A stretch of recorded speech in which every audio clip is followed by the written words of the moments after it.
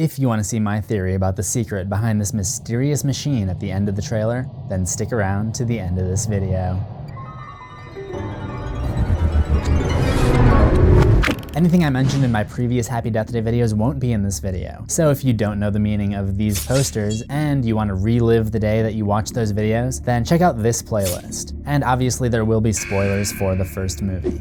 In those videos on the original film, I mostly focused on the decorations on this side of the room, but there were a couple of notable things to catch my eye on the other side, such as these, but I'll come back to those later in this video. First, I want to look at this poster. It's the cover of a book called Pulse of Power. I haven't read the book myself, but here's a summary I found on Google Books. Destiny is always a choice. Tia Stanton is not an ordinary woman. Created from the mystical right, she is birthed into a world where chaos and organization run side by side, where monster and man live in unison, but rarely with recognition of each other. Until the race begins, a fight to gain access to the pool of power lying beneath her hometown of Greenwich, Connecticut. It coincides with her 25th birthday, and her last chance to accept the full mantle of this supernatural power.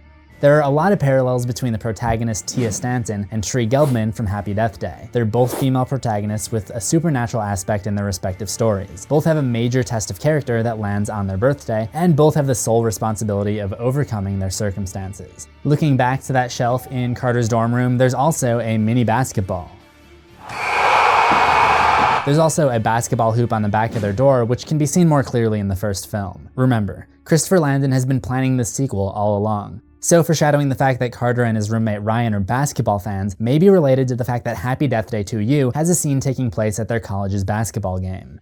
And in the basketball scene, we get a bit more info about the branding of their college team, the Babies. They're playing a team called the Tritons, and losing pretty badly. Some of the team's slogans seen in the stands include "Welcome to the Cradle Will Rock," "Baby's Gonna Deliver," which, to prevent any of you from ending up on the Whoosh subreddit, is a pun about babies being newborns and newborns being found in the delivery room at a hospital. Then there's also a banner reading "Nap Time for Thurman." I'm guessing Thurman is probably the star player of the Tritons. The one that interests me the most, though, is this one that says "Baby Gang."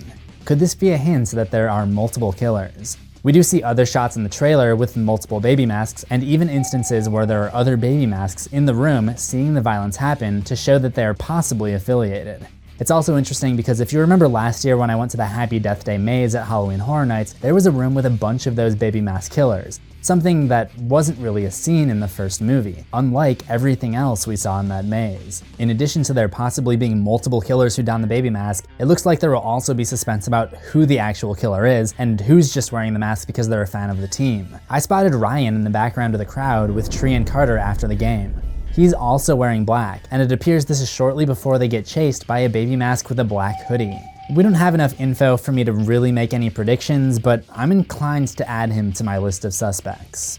By the way, in this scene in the trailer where Tree offers Ryan advice about being stuck in the time loop, she mentions the following. I might be able to help with that. I died 11 times. But hold on, she only died 10 times in Happy Death Day. That means she's already back in the time loop before this conversation takes place. To make matters more complicated, this isn't the exact same day she relived before, because in this timeline, there's also someone going after Laurie, the killer from the first movie. And speaking of that first movie, there are, of course, a few callbacks, like this knife going through the door during the kill, Tree's walk of shame, a visit to the hospital ward, and this scene, with Tree skydiving in her underwear. Possibly a reference to the time that Tree goes nude during the first one, just to mess with people because she knows that the day will reset. On the skydiving plane, there's a poster briefly seen towards the front of the aircraft that has the words, "like a leaf."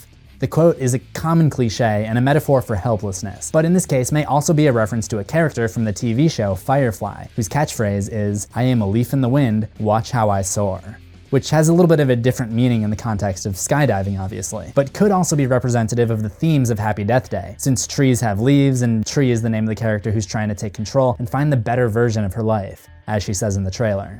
But now I'm living the better version of my life. If you watched my Things You Missed in Happy Death Day, one thing I talked about was how the street signs used as decorations throughout the movie were symbols of the flow of time, and how the one-way sign seen at the end of the film meant that now that Tree has broken the curse, she won't have to go back to the beginning of that day anymore. Time will only flow in one direction. In the trailer, we see that sign again, this time through a mirror, meaning the only way for her to go now is backwards in time in order to solve the puzzle yet again and break the curse. This time it seems like there's more to it than just that, and it has something to do with this machine. If we quickly rewind back to the beginning of the trailer, there are a couple of books on the shelf on the topics of biochemistry and molecular cloning. And in the trailer, after firing up this machine, Ryan can briefly be seen coming face to face with himself. Could this have something to do with the fact that after each day is reset, Tree's body is unharmed, but her memories of the previous day are somehow transferred to the new body? Will Happy Death Day to You finally explain why Tree is stuck in the time loop in the first place? If this trailer is any indication, we'll be learning a lot more about the logistics of the time travel in this universe. Now, when I give the dead talk about Happy Death Day to You, I predicted that the new time loop would take place on Valentine's Day, and the 2U was a reference to those candy hearts.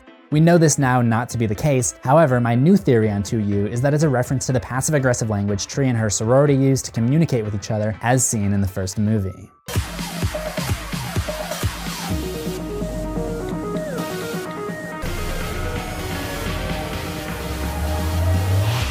Finally, there's one pretty creepy thing you might have missed in the title animation. The face of the killer's mask is reflected in the knife. This video was sponsored by the CZsWorld merch store.